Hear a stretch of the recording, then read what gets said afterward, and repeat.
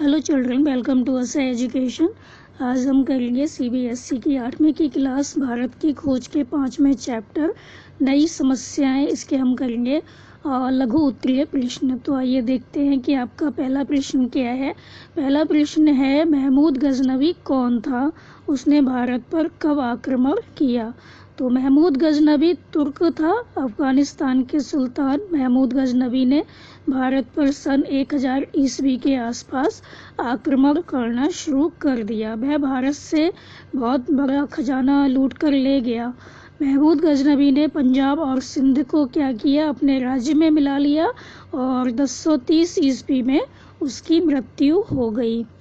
आपका अगला क्वेश्चन है, तैमूर कौन था और उसने क्या किया। तो 14वीं शताब्दी के अंत में तुर्क मंगोल तैमूर ने उत्तर की ओर से आकर दिल्ली की सल्तनत को ध्वस्त कर दिया।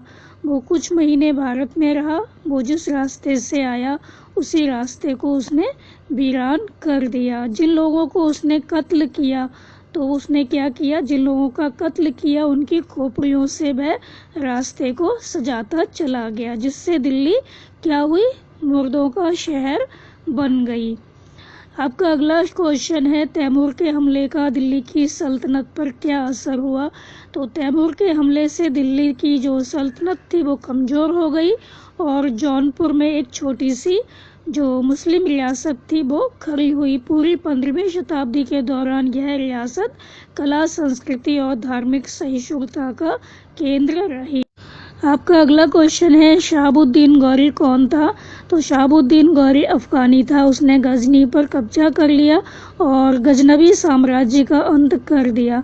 उसने पहले लाहौर पर कब्जा किया, उसके बाद दिल्ली पर कब्जा किया और 1192 में वो जो पृथ्वीराज चौहान थे उनको हरा दिया और दिल्ली के तख्त पर बैठा।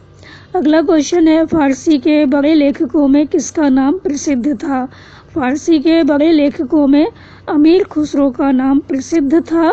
वे तुर्क थे, उन्हें संस्कृत का भी ज्ञान था। उन्होंने सितार का आविष्कार किया। उनकी प्रसिद्धि का आधार लोक प्रचलित गीत हैं। अमीर खुसरो ने पहेलियां भी लिखी। आपका अगला क्वेश्चन है, औरंगजेब कैसा शासक था। तो औरंगजेब समय के विपरीत चलने वाला शासक था।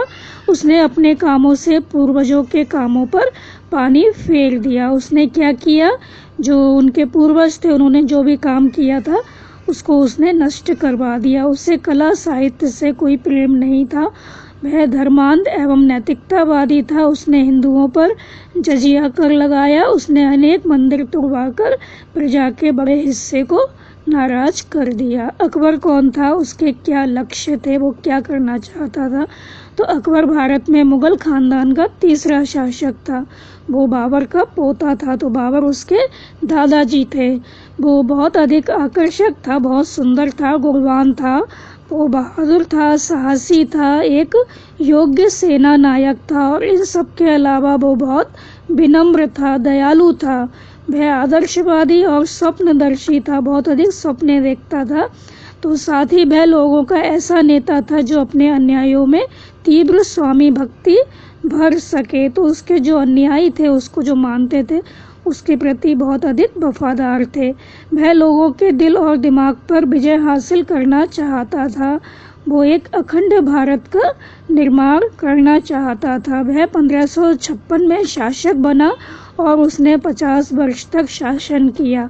उसने राजपूतों के साथ घनिष्ठ संबंध बनाए। अकबर ने जो इमारत खड़ी की, जो उसका साम्राज्य था वो इतना अधिक मजबूत था कि उसके जो उत्तराधिकारी थे वो दुर्बल थे, बहुत अधिक शक्तिशाली नहीं थे। फिर भी उसका जो साम्राज्य था वो 100 साल तक कायम रहा। अगला क्वेश्चन है, जिन दिनों दक्षिण में विजयनगर तरक्की कर रहा था उन दिनों कौन सा हमलावर दिल्ली के आसपास आया। तो जब दक्षिण में विजयनगर तरक्की कर रहा था उन्हीं दिनों उत्तर की जो पहाड़ियाँ थी वहाँ से होकर एक हमलावर दिल्ली के पास पानीपत के प्रसिद्ध मैदान में आया। 1526 ईस्वी में दिल्ली के सिंहासन को इसने जीत लिया।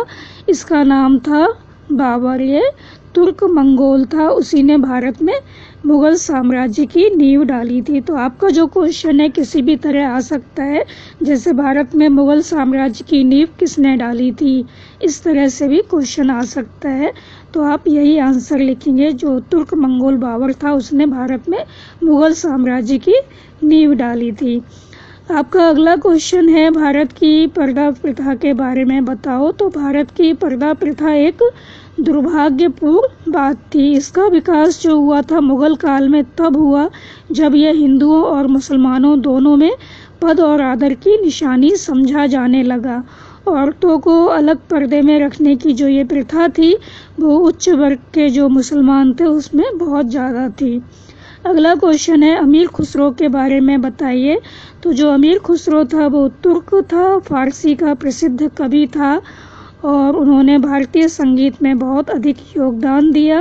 कहा जाता है कि भारत के लोकप्रिय जो वाद्य यंत्र है भारत का, वो सितार, उसका आविष्कार इन्होंने ही किया था।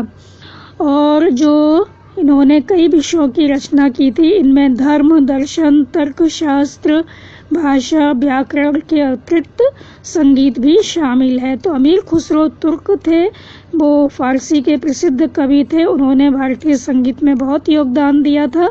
कहा जाता है कि भारत के लोकप्रिय वाद्य यंत्र सितार का आविष्कार उन्होंने ही किया था और उन्होंने कई विषयों की रचना की, इनमें धर्म, दर्शन, तर्कशास्त्र, भाषा, व्याकरण के अतिरिक्त संगीत भी शामिल है। तो ये थे इस चैप्टर के कुछ क्वेश्चन आंसर। इससे आगे के हम करवाएंगे आपको अगली वीडियो में।